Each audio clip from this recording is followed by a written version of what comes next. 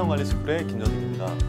이번 시간에는 유가증권 투자펀드에 대해서 알아보도록 하겠습니다.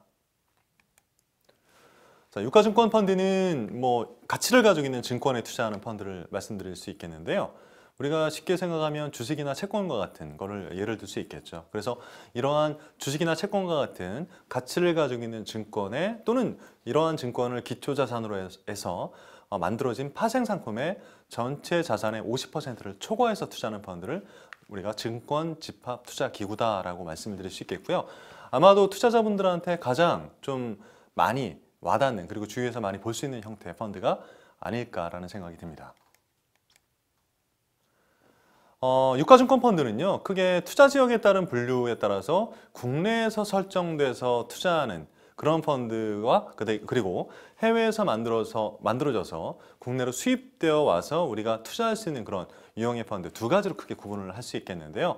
먼저 국내에서 만들어져서 국내법에 따라서 설정이 되고 운영이 되는 펀드를 우리가 영내 펀드다 이렇게 얘기를 하고 있습니다. 그래서 이러한 펀드 같은 경우는요, 예를 들면 국내 주식이나 국내 채권에 투자할 수 있는 그런 상품도 많을 거고요. 또 해외에 있는 여러 가지 다양한 자산, 주식이 됐든 채권이 됐든 이러한 해외에서 만들어진 그런 해외에서 지금 운용이 되고 있는 유가증권에 투자하는 형태도 우리가 이제 있겠죠. 그래서 이러한 자산, 다양한 자산에 투자할 수 있는 형태인데 국내 자본시장법에 따라서 만들어진 펀드를 영내펀드라고 할 수 있겠고요. 이러한 영내펀드는 국내법에 따라서 만들어지기 때문에 기준가 체계라든가 또는 세제라든가 이런 것들이 다 국내 자본시장법에 따라서 적용이 되고 이루어지고 있다 이렇게 판단을 하시면 되고요.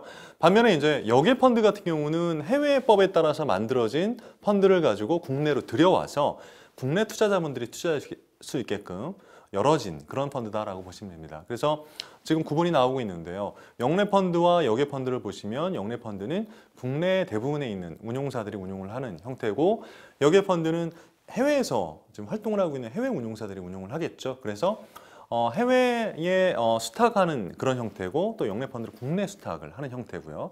그리고 기준가 체계도 영내펀드는 당연히 국내에서 만들어진 거기 때문에 원화, 우리나라 통화로 표시가 될 거고요. 반면에 여객펀드는 만들어진 국가의 통화로 우리가 구성이 되겠죠. 그래서 미국에서 만들어지면 달러로 기준가가 만들어지거나 또는 유럽에서 만들어지면 유로화로 구성이 된다라든가 이렇게 구분이 되고 있습니다. 그리고 입출구 형태 역시 원화, 그리고 해당 국가의 통화, 그리고 기타 나머지 수수료 체계라든가 또는 운용보고서 형태라든가 이런 것들도 각 국가의 법에 따라서 적용이 된다고 보시면 됩니다. 따라서 최근에 보시면 다수의 판매사들에서 영내펀드와 여객펀드를 같이 판매가 이루어지고 있고 투자자분들도 다수의 펀드, 영내와 여객펀드를 보실 수 있는데요. 이러한 펀드를 보실 때 이게 영내인지 또는 여객인지를 구분하셔가지고 내가 투자하는 통화가 통화로 투자가 되는지 또는 내가 투자한 원화로 투자했는데 이게 환전이 돼서 해외 통화로 투자가 되는지 이런 것들을 꼼꼼하게 살펴볼 필요가 있다 이렇게 보시면 될 것 같고요. 영내 펀드 같은 경우는 보통 이제 운용하고 있는 펀드 내에서 자체적으로 환헤지를 합니다. 환헤지는 아시겠지만 내가 투자했을 당시에 원화와 그리고 해당 통화 간의 헤지 전략을 통해서 환율의 변동을 아예 막고 가는 그런 전략이다라고 보시면 되겠죠. 반면에 여객펀드 같은 경우는 환헤지를 별도로 펀드 내에서 하지 않습니다. 따라서 투자자가 직접적으로 은행과 헤지 계약을 체결하시는 방식 또는 열어놓고 가는 방식 둘 중에 하나를 선택하셔야 된다라는 부분도 꼭 참고를 하시면 좋을 것 같습니다.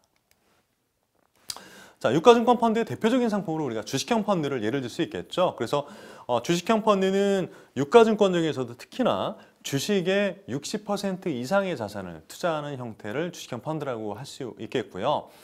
주식형 펀드는 이미 많은 투자자분들께서 투자를 하고 계시기 때문에 잘 아시겠지만 운용 방식에 따라서 크게 액티브 방식과 패시브 방식 이렇게 두 가지 형태로 나뉩니다. 액티브 방식은 매니저의 역량에 따라서 성과가 시장과 다르게 굉장히 좋은 성과를 낼 수도 있고 또는 시장보다 안 좋은 성과를 내는 경우도 많은 그러한 형태의 펀드를 액티브 펀드라고 하고 있고요. 반면에 패시브 펀드는 시장에 우리가 보통 코스피 200이라든가 이런 지수가 있는데 이런 지수를 추종하면서 성과를 따라가면서 내는 형태이기 때문에 굉장히 보수적인 성격의 운용 전략을 가져가는 펀드다 이렇게 보시면 될 것 같고요. 따라서 액티브 펀드는 매니저 역량을 우리가 보고 투자하는 전략이기 때문에 투자를 하실 때 상당히 운용하는 매니저의 어떤 과거 성과라든가 또는 운용 스킬, 경력 이런 것도 보셔야 되고, 또 해당 매니저가 속해 있는 운용사가 얼만큼 운용을 그동안 균일하게 잘 해왔는지도 꼼꼼하게 체크를 하시는 그런 것들이 필요한 반면에, 이 패시브 펀드는 뭐 지수를 따라가면서 뭐 성과를 내는 유형이기 때문에 이런 것들에 대한 체크가 좀 편안하게 접근할 수 있는 그러한 유형이다, 이렇게 보시면 됩니다. 자, 그리고 이제 편입 주식의 성격에 따라서 가치주 펀드와 성장주 펀드로 나눌 수 있겠죠. 그래서 뭐 가치주 펀드는 실제 이 투자되고 있는 주식의 현재 가치 대비해서 좀 저평가되어 있는 주식들에 집중해서 투자하는 형태가 되겠고요. 반면에 성장주 펀드는 앞으로 성장 가능성이 높은 그런 주식들에 집중해서 투자하는 전략을 우리가 성장주 펀드라고 할 수 있겠는데요. 가치주 펀드보다 상대적으로 성장주 펀드가 좀 더 공격적인 스타일이다, 이렇게 통상 시장에서는 얘기를 하고 있습니다.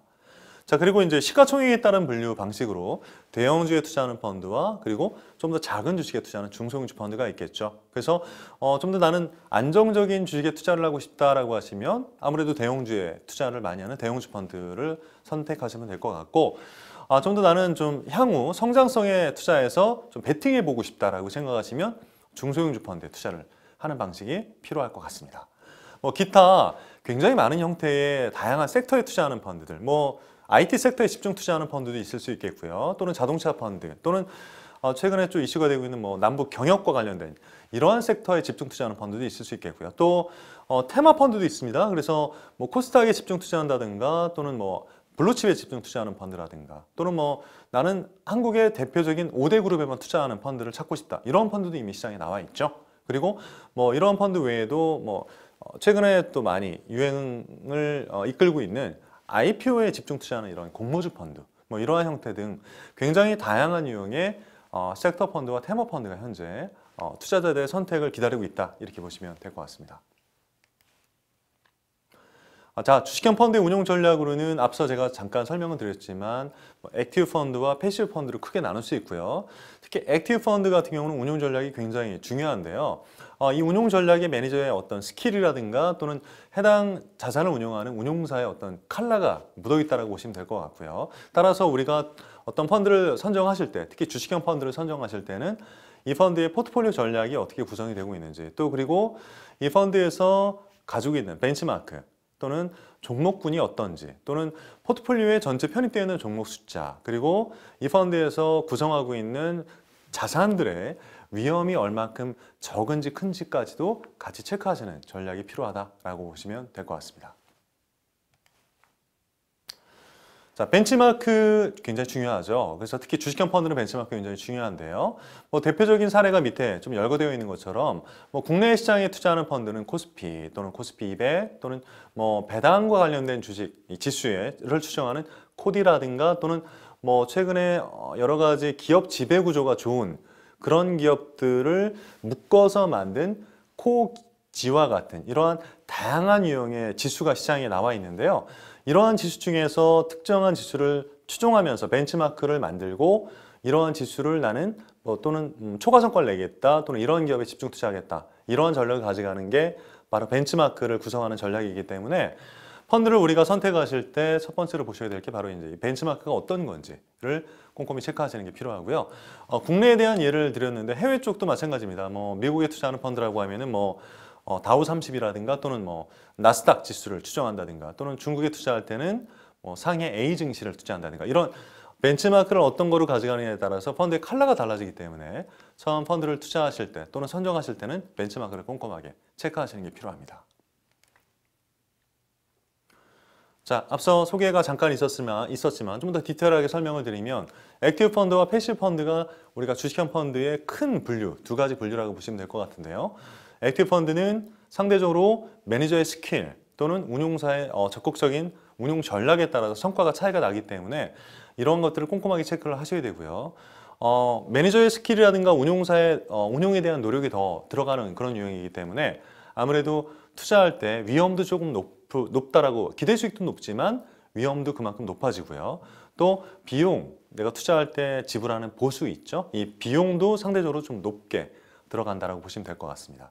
반면에 패시브 펀드는 지수를 추종하는 형태의 아주 보수적인 투자 전략이기 때문에 뭐 사실 노력도 크게 들어가지 않고, 따라서 우리가 투자할 때 지불하게 되는 보수, 비용도 상대적으로 액티브 펀드보다 낮게 됩니다. 따라서 나는 좀 저비용성 상품을 찾고 싶다라고 하면 패시브 펀드를 찾으시면 되고요. 뭐 대표적으로 인덱스 펀드라든가 ETF와 같은 상품을 예를 들 수 있겠습니다. 자, 다음으로 대표적인 유가증권 펀드의 또 하나인 채권형 펀드를 예를 들 수 있겠죠. 채권형 펀드는 뭐 아시는 것처럼 채권 상품에 100% 투자하는 유형의 상품이기 때문에 주식보다는 훨씬 저변동성 상품이다라고 생각을 할 수 있겠고요. 지금 표를 통해서 보실 수 있는 것처럼 주식 대비 채권은 굉장히 낮은 변동성을 가지고 있다. 뭐 채권도 투자할 수 있는 대상이 굉장히 많습니다. 그래서 뭐 투기 등급 채권이라고 하는 하이힐드 채권도 있습니다. 하지만 이 하이힐드 채권이라고 하더라도 주식보다 변동성은 약 절반 정도 수준이기 때문에 일반적으로 채권형 펀드는 주식형 펀드보다 절반 이하의 변동성을 가져가는 굉장히 안정적인 유형의 상품이다, 이렇게 보시면 될 것 같습니다. 우리가 보통 채권 투자할 때 채권은 금리가 올라갈 때와 금리가 떨어질 때 채권 투자 전략이 각각 달라진다라고 얘기를 하고 있는데요. 채권형 펀드 역시 마찬가지입니다. 기본적인 자산 자체가 채권이기 때문에 금리를 보시고 투자를 하셔야 되는 게 필요하고요. 금리가 올라갈 때는 내가 투자한 채권 가격이 하락하는 구간이기 때문에 채권형 펀드를 투자하는 것보다는 금리가 상승기에는 정기예금을 투자하는 게 좀 더 좋은 전략이다라고 말씀드릴 수 있겠고요. 금리가 하락하는 시기에는 내가 투자한 채권 가격이 상승하는 구간이기 때문에 금리가 하락할 때는 정기예금보다는 채권 펀드에 투자하는 전략이 좀 더 바람직한 전략이다라고 말씀드릴 수 있겠죠. 그리고 주가가 상승하는 시기에는 당연히 채권 펀드보다 주식 펀드에 투자하는 것들이 좀 더 용이한 전략, 좋은 전략이다라고 말씀드릴 수 있겠고요. 주가가 하락하는 시기에는 주식형 펀드보다는 채권 펀드에 투자해서 안정적인 수익을 추구하는 전략이 필요하다라고 말씀드릴 수 있겠습니다. 따라서 유가증권 펀드의 한 유형에서 큰 부분을 차지하고 있는 채권형 펀드는 금리를 민감하게 체크하시고 금리에 따라서 투자 시기를 조절하는 게 필요하다라는 부분을 말씀드릴 수 있겠습니다. 채권형 펀드도 보통 이제 주식형 펀드에서 패시브와 액티브가 나뉘듯이 채권형 펀드도 인덱스 플러스 알파 전략과 자산 배분 전략으로 나뉘고요. 인덱스 플러스 알파 전략은 뭐 주식형 펀드의 패시브 전략과 비슷하다고 보시면 될 것 같습니다. 그래서 주어진 벤치마크를 철저하게 따라가면서 보수적인 전략을 통해서 안정적인 성과를 내는 그런 유형의 펀드라고 보시면 될 것 같고요.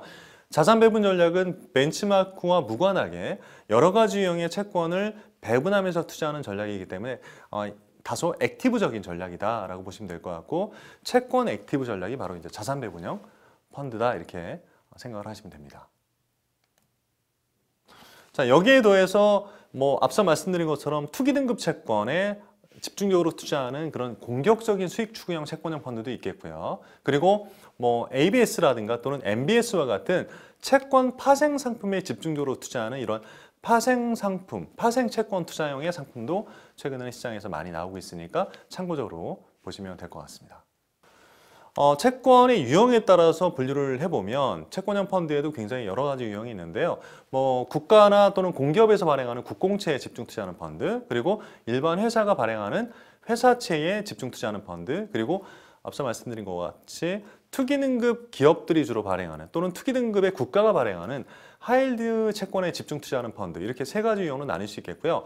가장 안정적인 유형이 국공채에 투자하는 펀드가 되겠고요. 그리고 회사채는 다소 금리는 높지만 다소의 좀 변동성이 약간 커질 수 있는 국공채보다 이런 전략이다라고 보시면 되고, 마지막으로 하이힐드 펀드는 하이힐드 채권에 집중 투자하다 보니 받는 이자 수익이라든가 기대 수익은 높지만 같이 변동성도 커지는 그러한 전략이다, 이렇게 생각하시면 됩니다. 그리고 최근에 해외 채권 펀드 굉장히 많아지고 많이 투자를 하고 계시는데요. 국내 채권이 아니고 해외 전 세계에 지금 현재 발행되고 있는 채권에 투자하는 전략이 역시 해외 채권 펀드다라고 보시면 될 것 같고요. 앞서 말씀드린 것처럼 해외 채권도 역시 국공채 또는 회사채 그리고 하이힐드 채권으로 다양하게 분류가 되고 있다, 이렇게 이해를 하시면 될 것 같습니다. 네, 이번 시간에는 유가증권에 집중 투자하고 있는 유가증권 투자 펀드에 대해서 살펴보았습니다. 감사합니다.